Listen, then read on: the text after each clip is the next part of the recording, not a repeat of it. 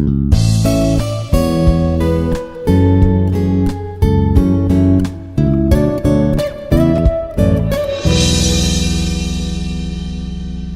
afternoon, dear students.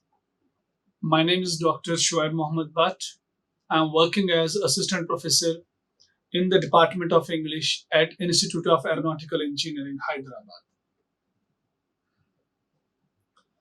Today, we are going to discuss the topic idioms and phrases. Let's see what idioms are and what phrases are. How are they different from each other? And what is the use of idioms and phrases in our communication? Idioms, we have heard or we have seen. Many people are using idioms in their communication. And there are different people who are using phrases as well.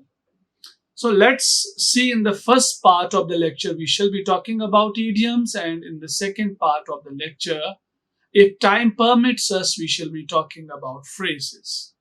So let's go with the idioms. First, I would like to give you an introduction about the idioms, what idioms are, or what is an idiom. See, idiom is a group of words or a phrase that has a meaning different from literal meaning of the words. First, you should know about two things. One is literal meaning, another is figurative meaning.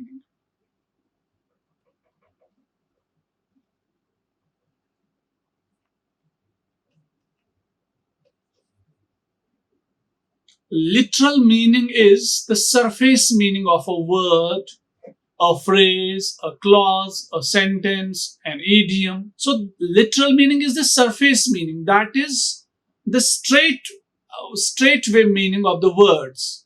Means what is the actual meaning of words, that is literal meaning. But figurative meaning is something which is beyond the literal meaning. Words, they have one meaning, but they are used in some other context where they convey some other meaning, which is not the straightway meaning of the actual words. So that is figurative meaning. That's not the actual meaning of the words. That's beyond the actual meaning. That is something which is different from the actual meaning. That's figurative meaning. Now, when we talk about idioms, I told you idiom is a group of words, or it is a phrase that has a meaning different from literal meaning of the words in it.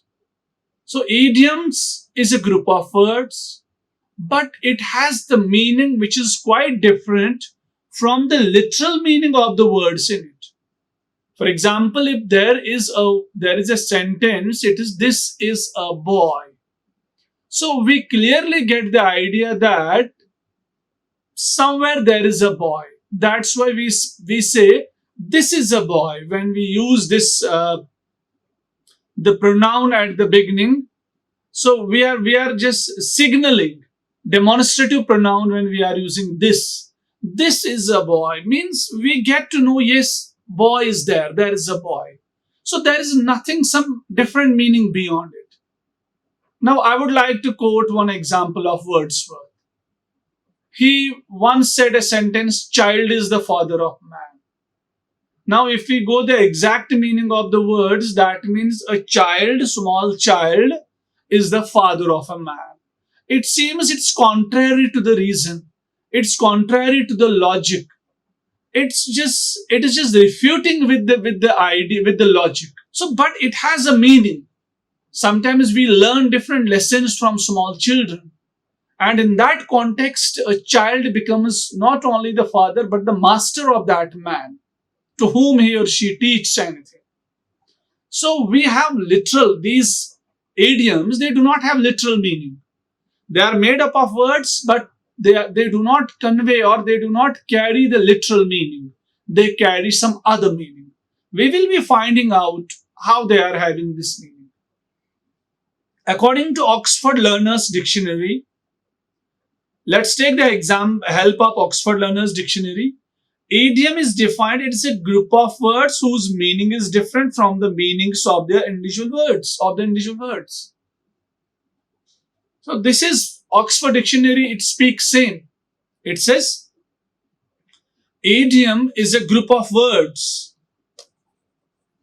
Let me erase it first so that you can get a clear idea. It's essential to look at the slides for you people. So it is a group of words whose meaning is different from the meaning of individual words. Idiom is a group of words and its meaning is different from the meaning of individual words. That means if it is made up of three words, and those three words, if they are this, that, or there, this indicates a direction, that also, and there also. So these three words, they may not be carrying the exact meaning, their real meaning, when they are used as an idiom. I'm giving you this example. There is not any idiom like this, that, there. An example I'm giving you. So idioms, they do not carry their individual meanings, their surface meaning, their literal meaning. Now what Cambridge Dictionary says about idiom? It says an idiom is defined. It is a group of words in a fixed order. There is an order. Cambridge Dictionary has added fixed order that has particular meaning that is different from the meaning of each word on its own. Now Cambridge Dictionary, it says idiom is a group of words within a fixed order and it has a particular meaning. When it says it has a particular meaning, it means this meaning is different from the surface meaning. And that is also mentioned, that is different from the meaning of each word on its own. So we see these idioms, they are a group of words, they are in a fixed order, but their meaning is not the meaning which each word contains. Their meaning, they do not contain literal meaning, they contain figurative meaning. They contain a meaning which is apart or which is different from the real surface meaning or the literal meaning. Let's come to another dictionary, Collins Dictionary. It defines idiom, a group of words which have a different meaning. It is a group of words, they have different meaning. When used together from the one they would have if you took the meaning of each word separately. So Collins says it's a group of words which have a different meaning when used together from the one they would have if you look the meaning of each word separately. Again, this is one and the same thing spoken by these three great dictionaries. It says it is a combination of words which have a different meaning. It is different from that meaning if you take the meaning of the word separately.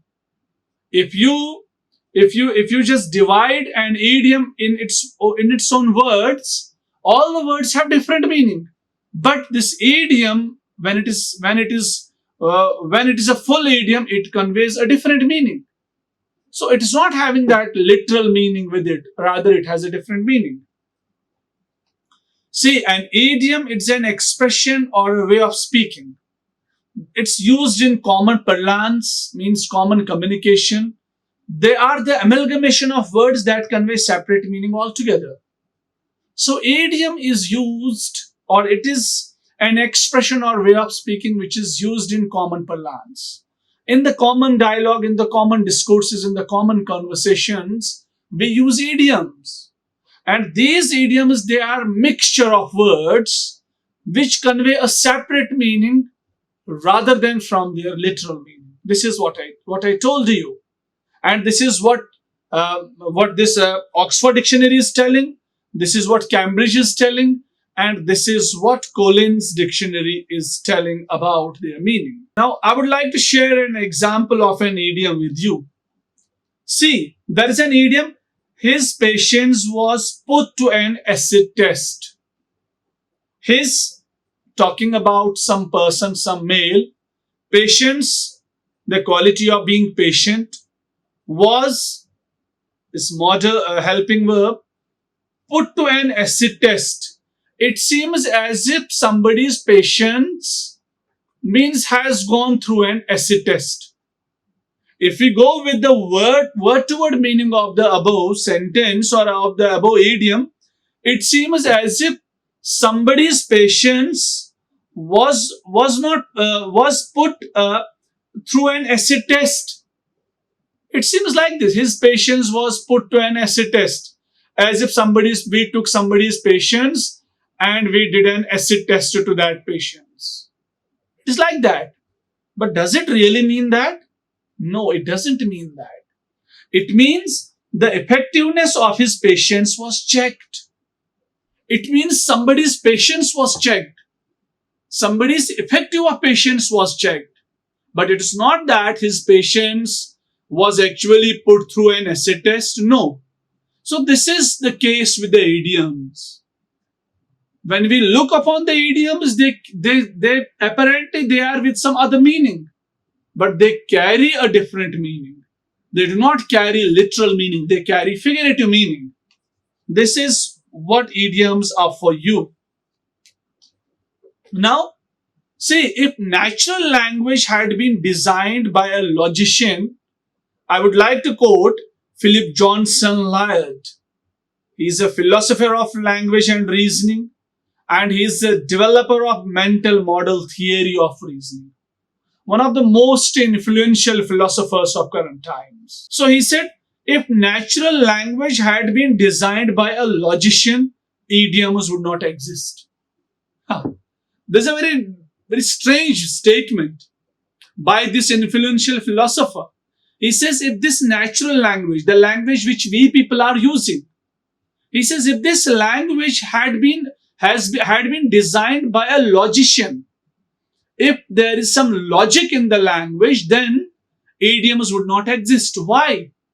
Because they are contrary to the logic. Idioms are against logic. You should not have to use your logic to understand idioms. Because if you use your logic, then you will end up that somebody's patience was put through an acid test. No, logic is not used here.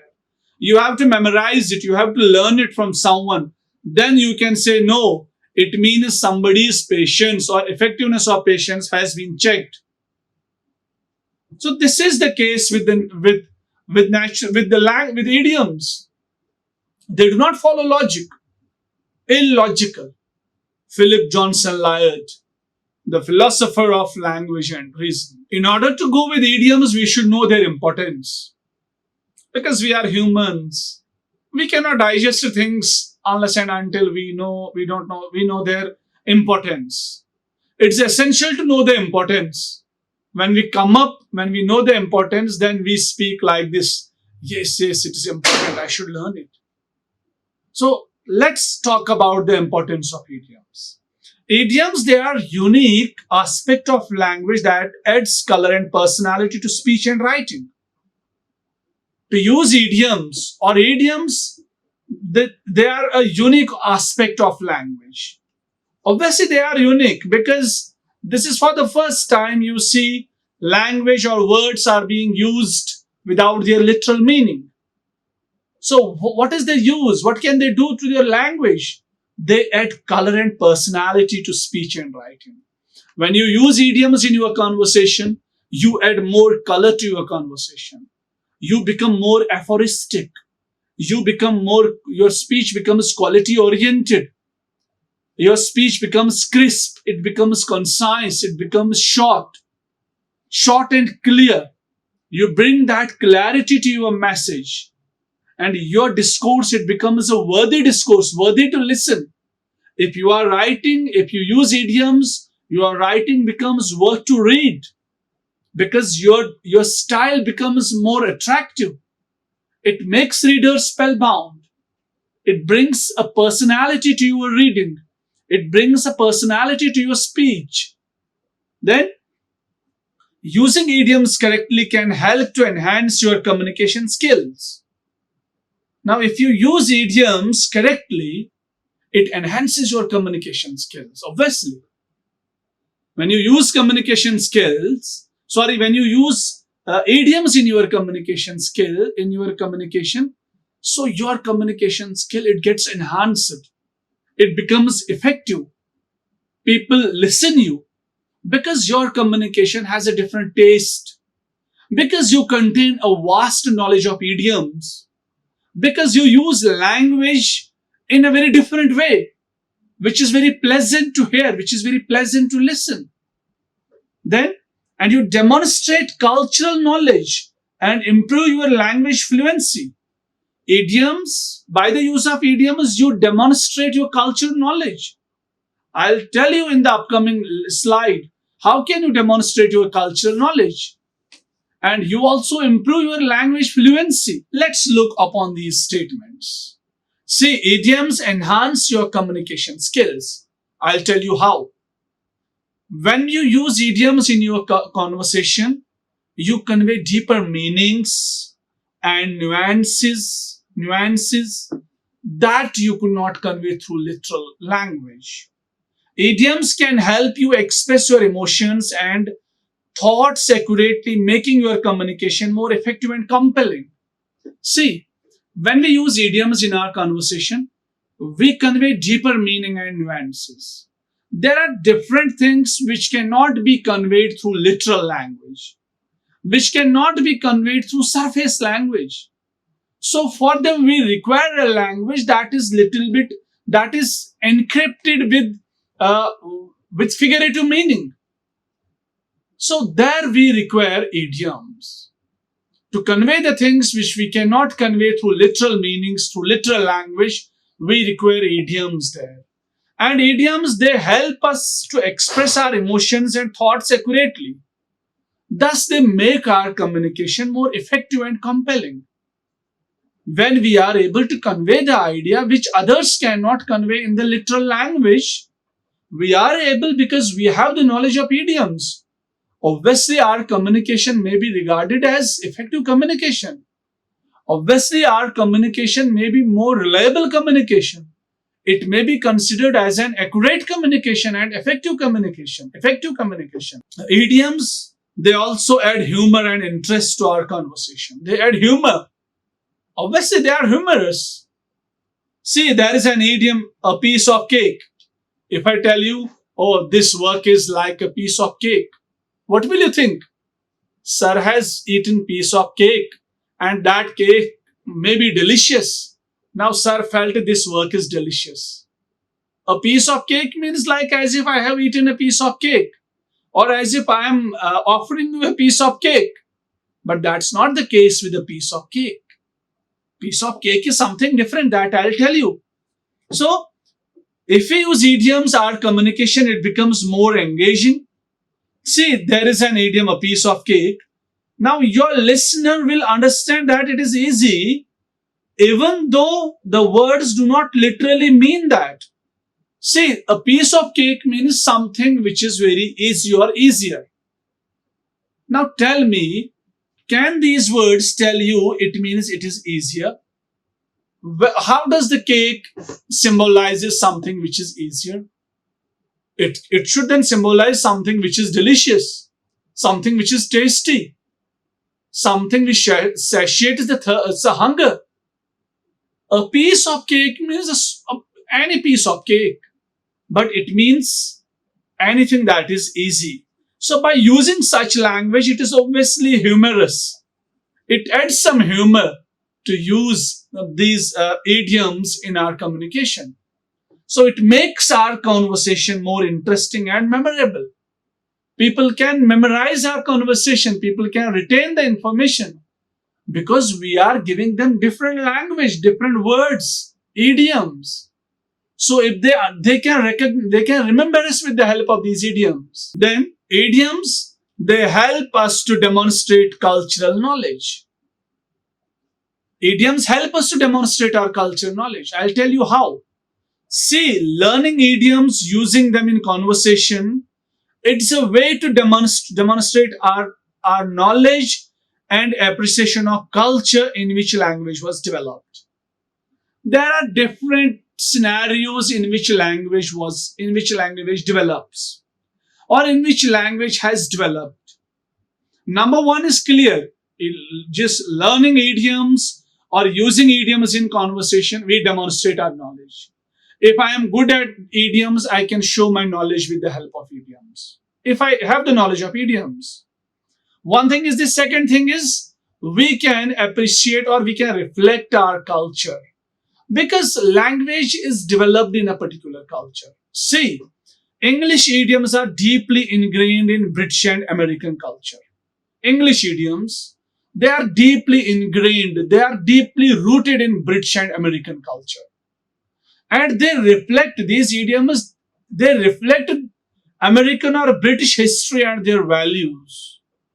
See, there are specifics, often specific sets of idioms around everyday topic, such as weather, relationships, business, to name but a few. Yeah, there are many idioms related to food. If you search on internet, you will see food idioms, sleeping idioms, weather idioms, table manner idioms.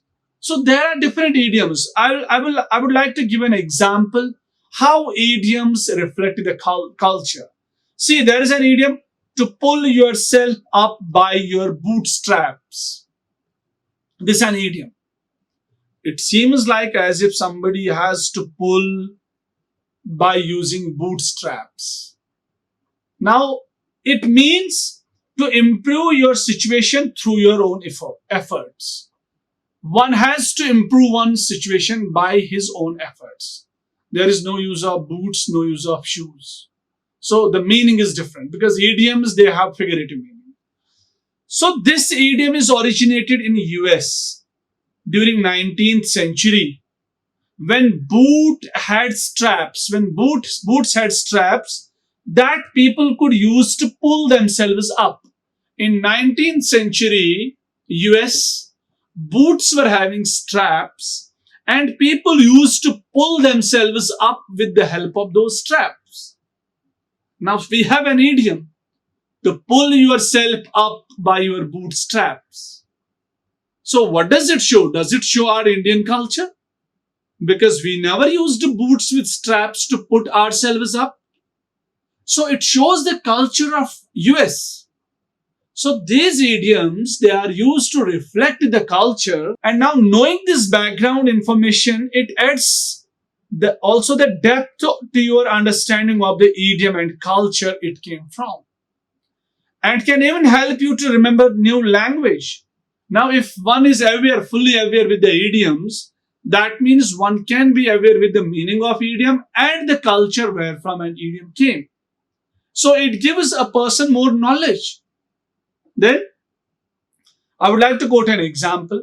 For example, when people talk about bootstrapping a business, it means that they started their company with no external funding. See, I can tell you, hey, you should bootstrap a business. What does it mean, bootstrap or bootstrapping a business? It means you should start your business by your own or you should improve your business by your own without asking some financial or physical help from others. So when we use this idiom, no doubt we are conveying a message and at the same time we become aware with the culture from which it came. We became aware with the 19th century US because it came from US and it came in the 19th century. Then third point is they improve your English fluency. Obviously they can improve. Let's go with the slide. Now using idioms can help you speak more fluently in English and deepen your understanding of the language. It can improve. Once we have started learning idioms, we will be able to recognize them in conversation, allowing us to understand and connect more easily with the native speakers. When we have the knowledge of idioms, we can easily use them in our language, in our speaking. We can easily be able to understand people, to recognize idioms when people use them in speech, and we can easily connect with the native speakers. Because native speakers mostly they use idioms in their communication. So we can understand them. Huh? Now, what is more, idioms are often used in literature, movies, songs. So being familiar with them, it can enhance our enjoyment and understanding of idioms. or understanding what we are watching or what we are listening when we are listening music or when we are watching a movie. So it is more understanding and more enjoyment oriented. It can give us more enjoyment when we have the proper knowledge of idioms. There is an idiom like, see, there is an expression, hit the sack, which means to go to bed. It features in dozens of films and TV shows. This idiom, hit the sack, it features in a lot of films, movies, and TV shows. This hit the sack means go to bed when one goes for sleeping. We can say, hey, you should hit the sack when one is feeling sleepy. For example, you are sitting in your home, in your house, and one of your siblings is feeling sleepy. You can say, hello, hit the sack. Unfortunately, if that person is not knowing, he can hit some sack if there is a sack.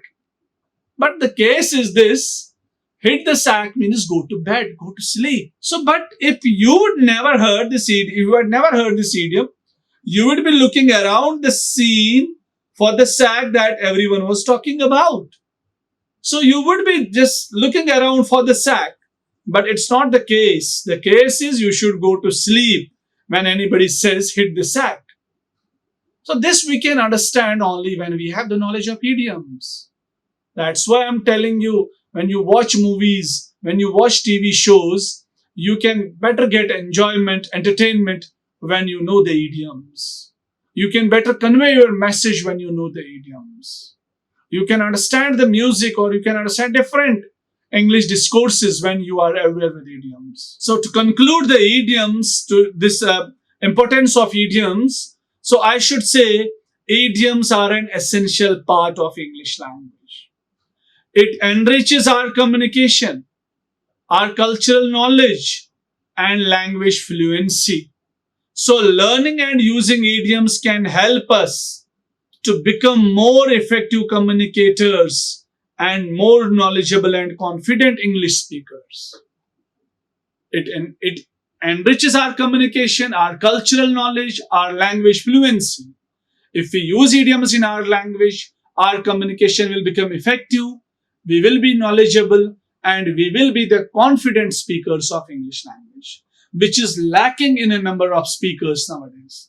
There are a lot of speakers, but very few speakers are confident speakers. So this is one of the elements by which we can acquire that confidence. Idioms. Now, how to use idioms? How can we use them? To be able to use idioms effectively, we need to identify them in context. We should identify them in context. We should memorize the most common examples and practice using them in conversation. See, if I am giving you a foreign sentence which is totally unfamiliar to you, you can understand that sentence because you have good vocabulary. But if I give you some unknown, this idiom which you haven't heard, so you may not be able to understand that. Because idioms are contrary to logic. They do not follow logic. They do not carry literal meaning. So you should first go through the idiom, then only you can recapitulate. You can memorize that idiom if you have forgotten. So we need to identify them in context. We need to memorize common examples, and we need to use them and practice them in daily conversation. How can now identify idioms in context? What is this identify idioms in context? The best way to identify idioms is by reading and listening English media, is by reading English books, English texts, or listening English media, news channels, music, serials, now such as books, newspapers, podcasts. And when you come across an unfamiliar expression, when we encounter or confront any unfamiliar expression, we should understand its non-literal meaning based on the context. In which context it has been used, we should try to understand that. How can we check and how can we identify the meaning of an idiom on the basis of the context? I'll give an example. See, there is an idiom, I haven't had any lunch, I could eat a horse. When any person says, I haven't had any food or any lunch, I could eat a horse. So if I say only I could eat a horse, you may say, hey, how strange this person is. He's going to eat a horse? No. But when I say I couldn't have had any lunch, I could eat a horse, there are chances you may guess he is hungry. He needs food. So that is how you can identify the meaning of idioms on the basis of context. So I use this I could eat a horse in the context when I speak I haven't had a lunch. So then only you can make a guess that sir may be hungry because he hasn't taken lunch. So then, as I told you, you can make a fair guess that I'm very hungry. This is how to identify idioms on context basis. Now, memorize common idioms. Another thing is to memorize them. But see, there are thousands of English idioms, but we should not worry. We need not to memorize them all. We should start with the most common idioms and practice using them in our conversation.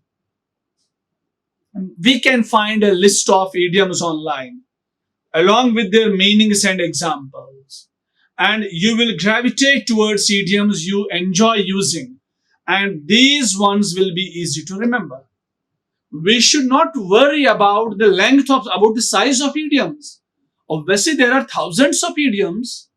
What we should do, we should find the most common idioms used in common parlance, common conversation.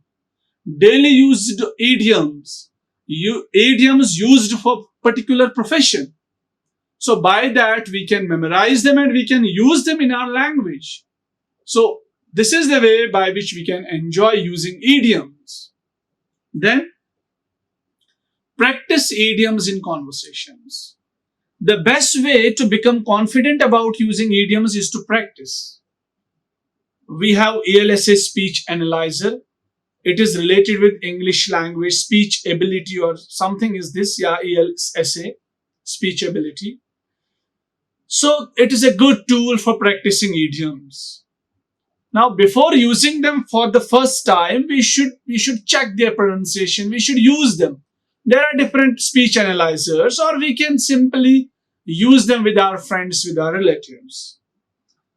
Then try to insert idioms in our conversation with native speakers. When we check with the speech analyzers, when we check with the friends, then we should insert these idioms in the conversation we are having with native speakers.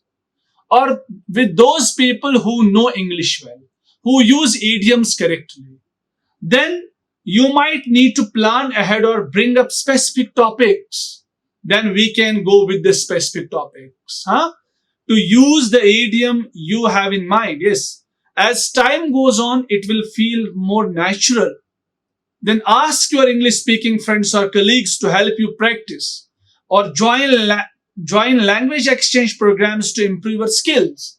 Then you can join language exchange programs. You can join in the debates.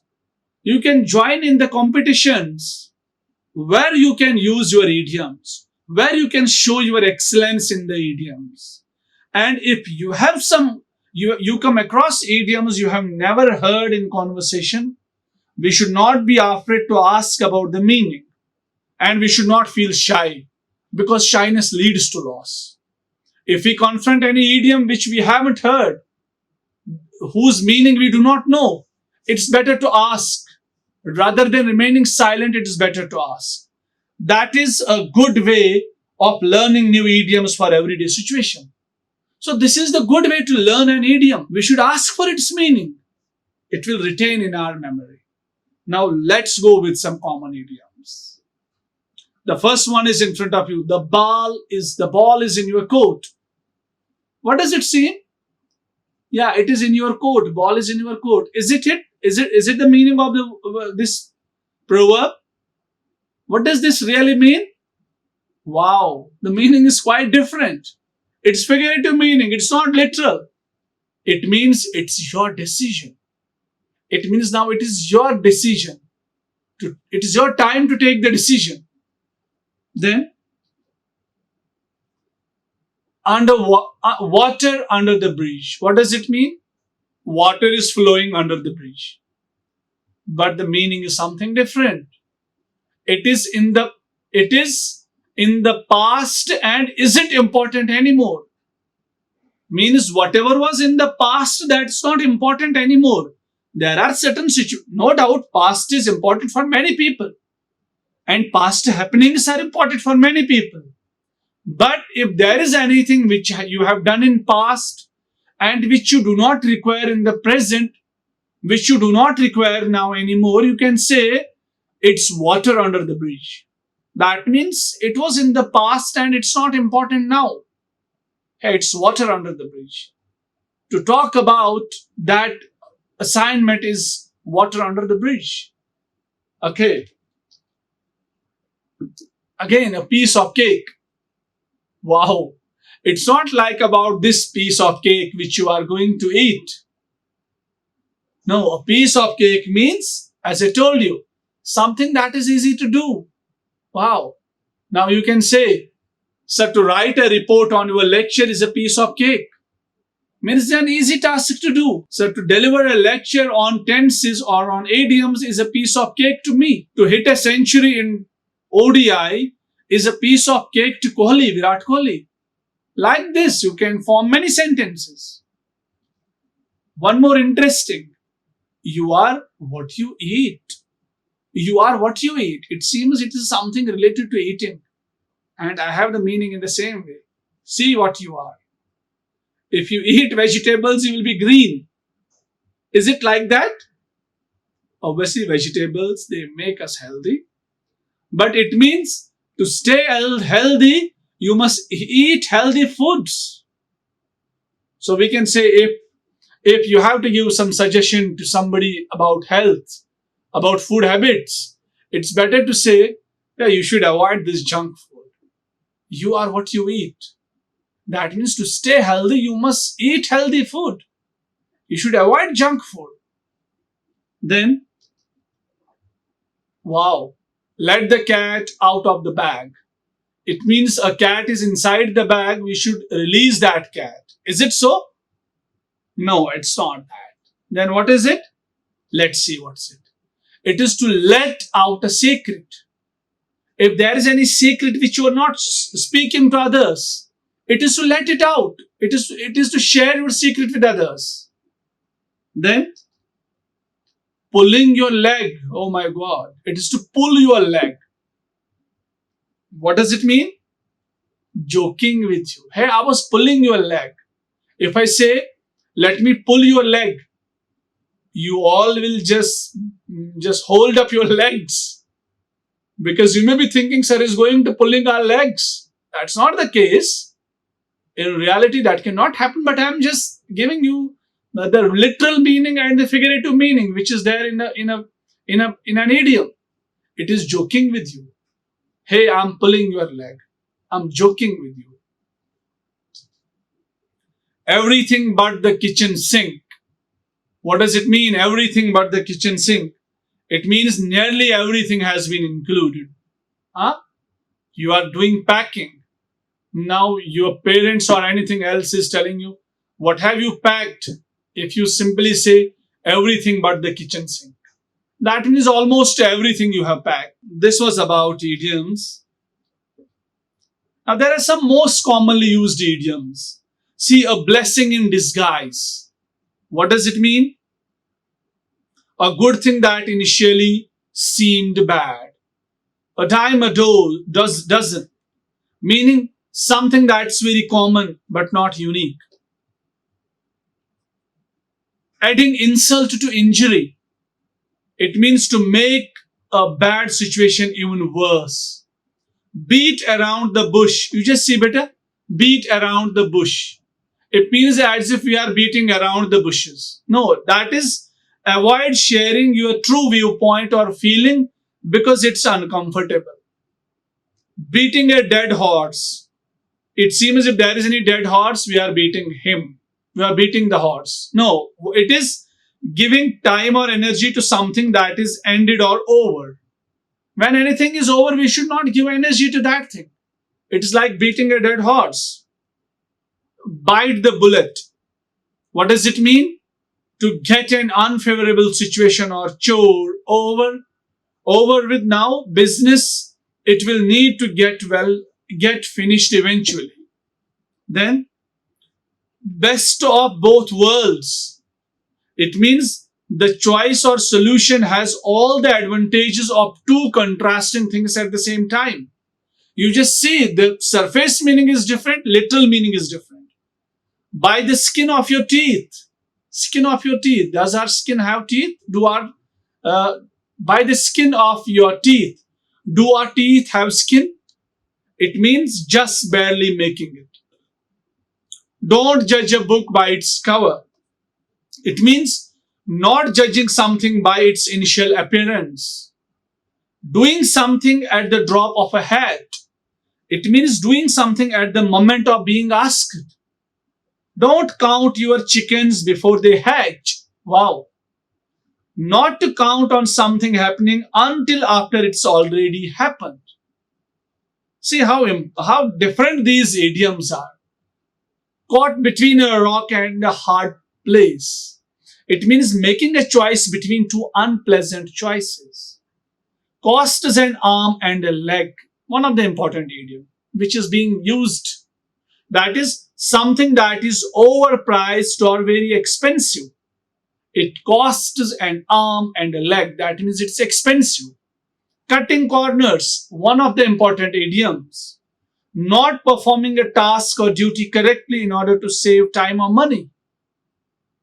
There are people who are not doing work, who are not performing their work in order to save money or time. We can say they are cutting corners. Devil's advocate, to take the side of the counter argument or offer an alternative point of view. Devil's advocate, one who supports counter argument. Feeling under the weather, not feeling well, feeling sick. One who is feeling sick, he can say feeling under the weather. Fit as a fiddle, meaning in good health, being in good health. Then getting a taste of your own medicine.